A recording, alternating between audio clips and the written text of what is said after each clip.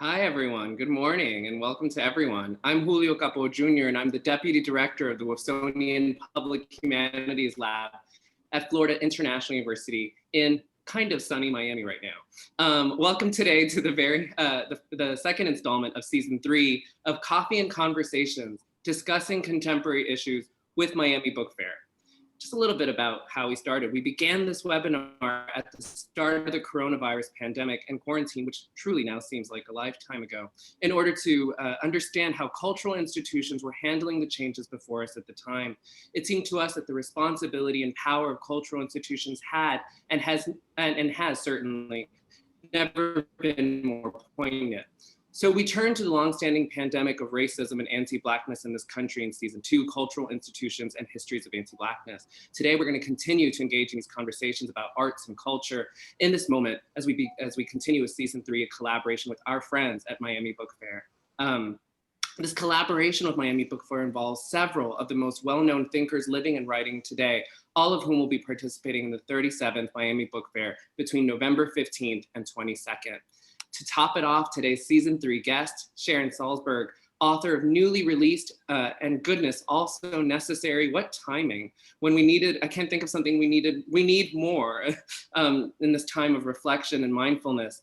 Author of Real Change, Mindfulness to Heal Ourselves and the World, something we certainly all need during these difficult and anxious and uncertain times.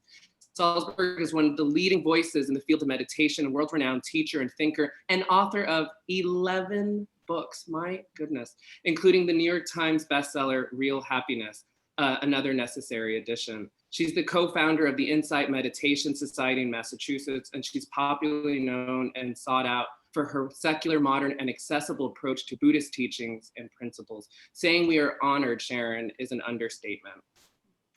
She's joined by the founding director of the Wilsonian Public Humanities Lab, my colleague Rebecca Friedman, herself author and editor of books and articles, including one that just came out a few months ago. Still need to celebrate Rebecca. Modernity, Domesticity, and Temporality in Russia, Time at Home. Very briefly, and then I'm gonna let them have, not let them, goodness, what a weird way of wording that. I'm very selfishly excited to hear the conversation about our format. It's simple. The three of us, mostly them, will talk for about 20 minutes, and then we'll take questions from the audience for the remaining 10 minutes. At any time, we can submit a question using the Q&A chat button at the bottom of the screen. Please do so. Rebecca? Great. Thank you so much, Julio. And Sharon, thank you so much for being here. It is such an incredible honor. I have read your books before, and I just enjoyed this one so very much. So I'm thrilled to talk with you today. So thank you. Yeah, well, thank you for having me. Really, it's wonderful to be here. It's great. I know you have a busy schedule. So I guess I just thought we could start out by, Julio mentioned the timing being fortuitous. If you could just tell us a little bit about what the book is about. And my understanding is that the timing, in fact, was not as intended as it turned out to be. So if you could just begin there. Yeah, well, how could that be? You know that you write books quite a bit of time before they come out. Yeah. Well, first of all, I've been doing a lot of work in recent years with what we call caregivers, although I always think we need to find a better word. Mm-hmm. People who either in their families or professionally are in a way on the front lines of suffering, who have often tremendous empathy and caring, but they're burning out for different reasons, a kind of limitless set of expectations, or maybe not having so much compassion for themselves, even as they have compassion for others. And so I realized one day that, who else is like that? Activists, people who are really trying to make a difference in society as a whole. So that was part of what motivated me. I've been teaching meditation since 1974, and I have a lot of confidence, and obviously those tools can't do everything, but that they can be of support to people, especially when you're dealing with so much pain all the time. And then, of course, I know quite a number of meditators who maybe develop a different perspective on life and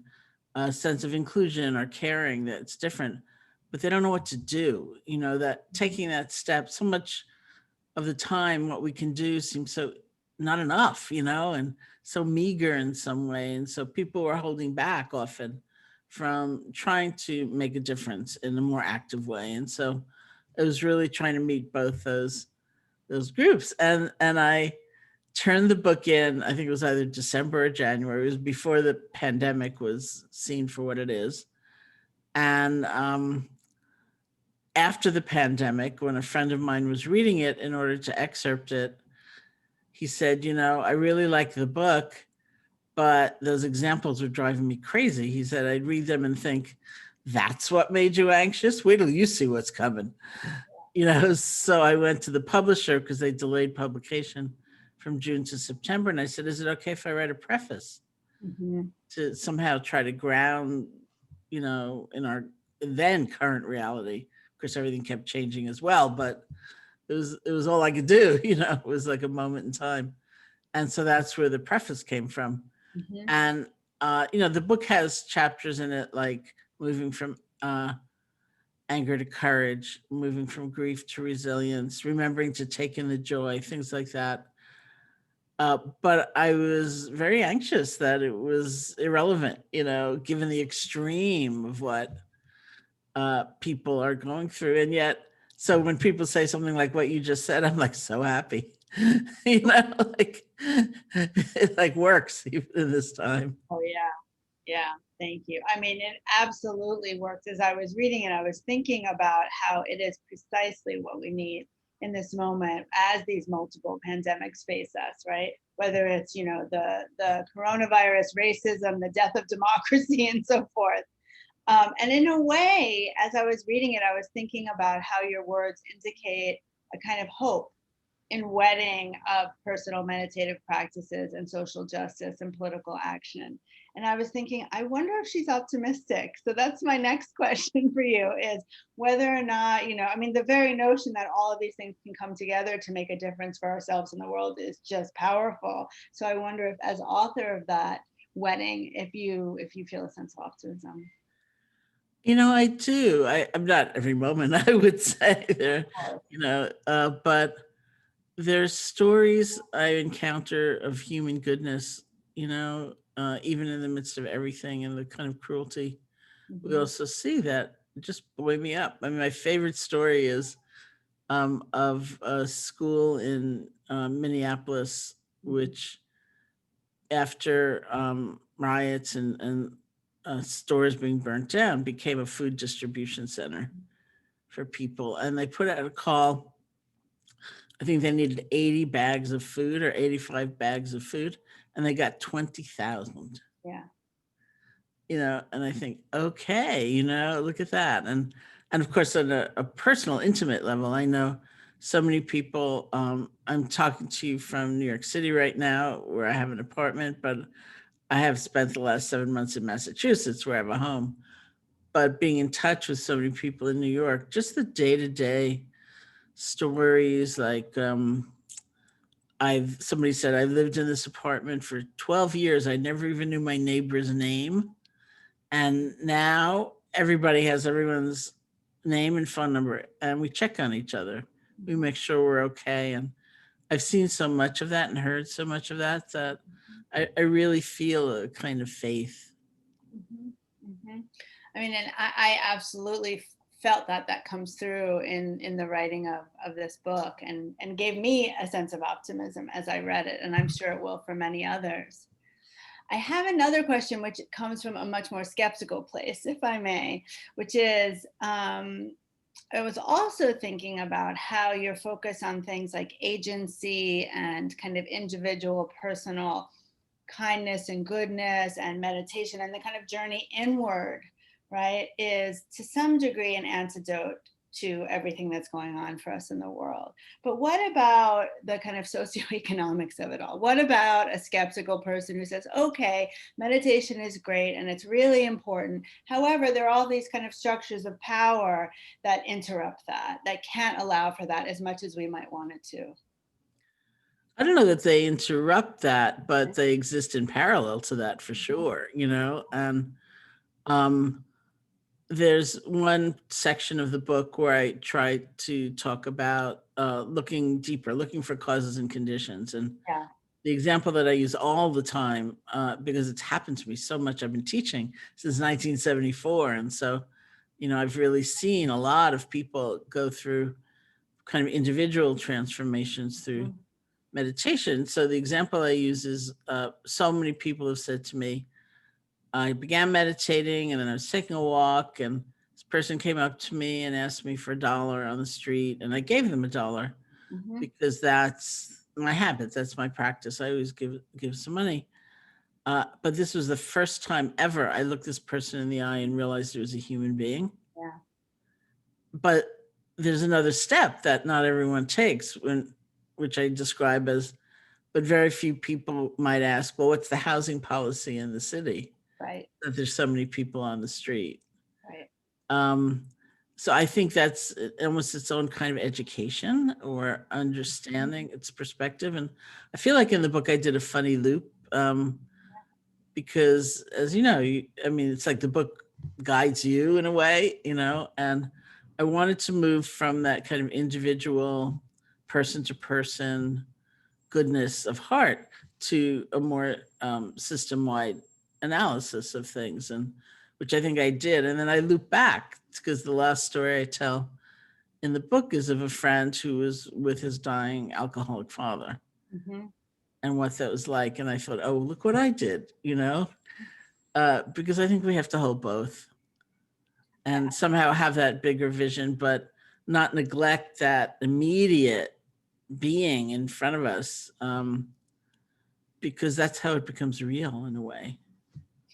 I mean, I could not agree more. And, at the risk of being too personal, as someone 51 years old who has had her own journey in reading this and been cared about social justice my whole life, it's incredibly meaningful to me is the way in which you wed these two things. I love so much the idea of an intimate relationship between the internal and external worlds. To me, that brings nothing but optimism and hope. So I really thank you for that and appreciate it.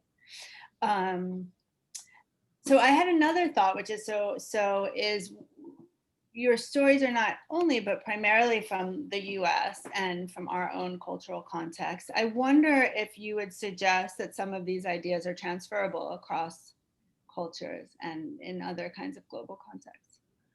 Well, I think they are transferable. It's not sort of the people I could access, Sure.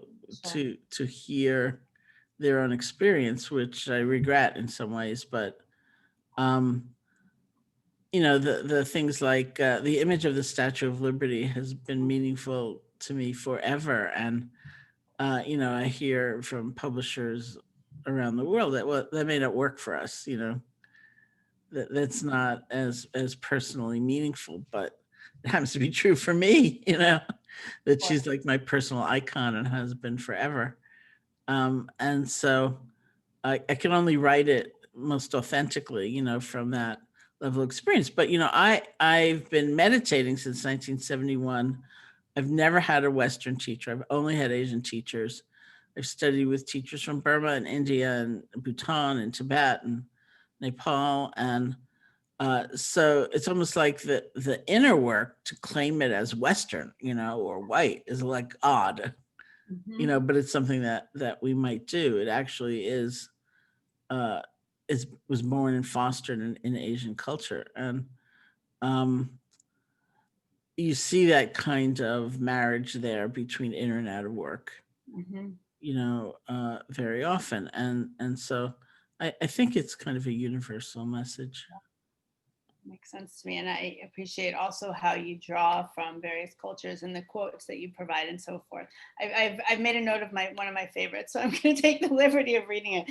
There's so many wonderful ones, but the Václav Havel one about hope, I love. Hope is not the conviction that something will turn out well, but certainty that it is worth doing no matter how it turns out. I mean, Havel's wonderful, and I think that's a particularly lovely one. Yeah. Well, something I learned from so many of the activists that I talked to, which I think would stand us in good stead in these really difficult times, is kind of a long-term perspective. It's like you're talking to people like, oh yeah, I did that one, that effort, that campaign for 15 years. or something like that. And we can be so tuned to instant gratification. You think, well, this is a commitment for the long haul. Yeah, And absolutely. Both the internal and external work, right? The yeah. political and the internal work. Julio, I don't know if you wanted to chime in with any questions. I don't want to monopolize our guests. There's so many great things here that I would love to just. I assumed that the preface, as you noted, was written after, and to hear that story, for instance, there's that moment that really struck me when you wrote about Hiroshima and that the grass kind of grew back, and I found that so poignant in so many ways, in a way that I going back to Rebecca's point about optimism gives us some optimism in this moment. I want to talk a little bit more about the activist kind of as an anchor to so many of these ideas. I mean, it's so often it's overwhelming work, it's thankless work, it's underpaid work. The metaphor here, or I don't know if metaphor is the right word, but it's for inner peace is so poignant. So if you could just expand on that. Well, one of the things that happened for me in the process of writing the book, first of all, is that I was talking to Bell Hooks, and she, I have a lot of acquaintance with Buddhist scholars just because of the meditation world, and they are so precise and exacting about word usage, and I tell her she's even worse, which is why she's such a great writer. She's like so precise. And so she said to me one day, I don't really like the term social action because in her mind, she said it might imply only marching and protesting. And she looked at me and she said, what about art? Which can dissolve our sense of being imprisoned by the known and lead us to a vision of what might be. I mean, all the things that art can do. So then I thought, oh, well, I am thinking too narrowly in a way, and that I need to expand that. And so I tried to include, artists and writers, theater playwrights and, things like that. And because I totally agreed with her. And part of what, one of the stories I tell in the book is this time I was in the audience watching a panel with the Dalai Lama, Richard Gere, and Alice Walker on the panel. And the first question was, does great art have to come from enormous inner turmoil and suffering? And, Alice Walker answered that. Interestingly, she said that was how she was taught and her mentors taught her, and that she didn't believe that anymore. She felt that the happier she got, the better her poetry got. And Richard Gere talked about being an angry young man as an actor and sort of growing out of that. Whereas the Dalai Lama had this look on his face that he gets when he doesn't quite understand the question. It was like, because the cultural context is so different. And then what he said was, people are always kind of like dragging me here and there, and showing me things like, look at that amazing building, look at that wonderful painting. And he said, in Tibet, we have a belief that the worth, the beauty of a piece of art is based on what happens to the artist in the act of creating it. So if you get wiser, if you get kinder, if you get more present, then that is a beautiful piece of art. And I thought, we never think that way, about a project or a task or something, or a creation. And it became sort of more an ingredient that I looked at in myself and in others, like what happens to the artist? What happens to the creator? What happens to the activist in the act of doing the project? It's powerful to hear, the kind of inner process of all. If I can, it's okay to ask one more quick question. I have so many that I'll stop after my own. Is there anything, I love this kind of, if it's fair, is there anything that you left out of this book that you, wished you had more time or more space to have told us in this space and in this, in this thought process? Oh, there's so much, I don't know if I can even encapsulate it, I think there was a lot more about systems thinking and just that way of approach.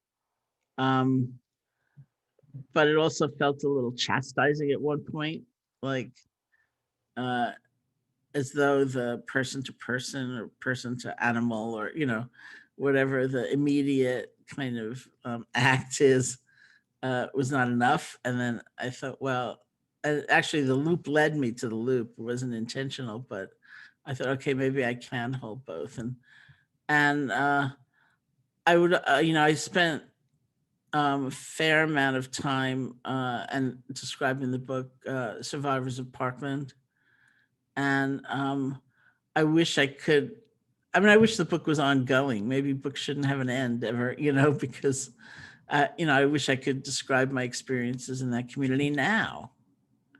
And some of what's happened. There's a woman in the book, Samantha, whose mother is a teacher at Marjorie Stoneman Douglas and high school. And in the book, I described this encounter we had when the first time I came down to teach in that community. And she said, I feel really weird because, I'm having an incredible time, like learning these tools and, being with you. But I know it's only happening because that horrible thing happened.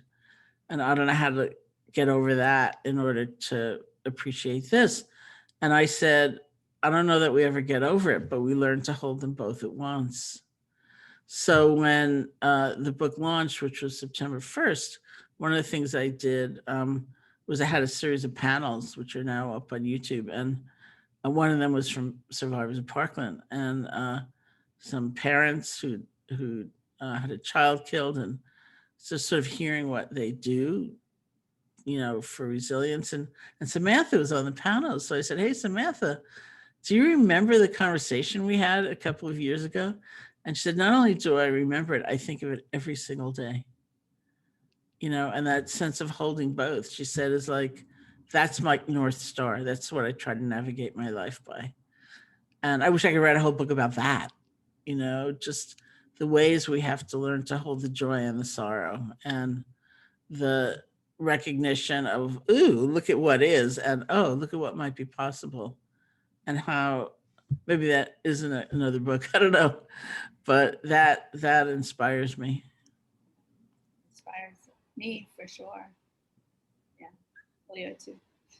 I guess I could ask you then now if you know what's next for you, if you do plan on writing that sequel or what you're contemplating. I don't have a next actually in that regard, so. Okay, so no next. That's well. Yeah, when I was a child, if somebody said, "What do you want to be?" I'd say a playwright. I don't even know if I knew what that was, but it came from somewhere. So maybe that's next. So maybe that's next. I love it. I wonder if I could ask, sorry. Yeah. I feel like for so many people, there's such stigma attached to meditation, to mindful, it's some people read this as weakness, I wonder, what is your response to those kinds of things? How would you convince people of the necessary and, reflection that we all must do for our inner peace? If I could just piggyback on that question, if I may. So I grew up in a home where I think meditation and those kinds of things were imagined as self-indulgent. Right. I was too. Yeah. No longer believe that, but yeah, me either, obviously. Obviously. So yeah. Yeah, it was surprising a little bit to hear you say that, because from my point of view, I came back from India in 1974 as a teacher because my own teacher had told me to teach. So in those days, if you said the word meditation or mindfulness, it was like really like, whoa, that is so weird. That is like so bizarre. And partly, I think, in large measure, actually, because of the research and the science and the kind of clarity people have tried to create about this is not about a belief system. You don't have to join anything. This is about your own awareness and learning how to pay attention better. Things tend to be different, so if I'm introduced back in the day when we would like meet new people, like because we'd be someplace like a party. If I'm introduced as a meditation teacher, people will often say, oh, I'm so stressed out, I should try that. Or amusingly, they sometimes say, oh, my partner should really meet you. They're so stressed out, it would be useful for them. So maybe people just aren't saying, well, that's weird anymore, so publicly. But I think it is seen as self-indulgent in some ways, even if you kind of want to do it, then you think, I can't take 10 minutes from my day, look at how much I have to do, and it's all about me, and that's wrong. I don't know that I try to convince people so much as say, if you want to make the experiment, it has to be like an experiment.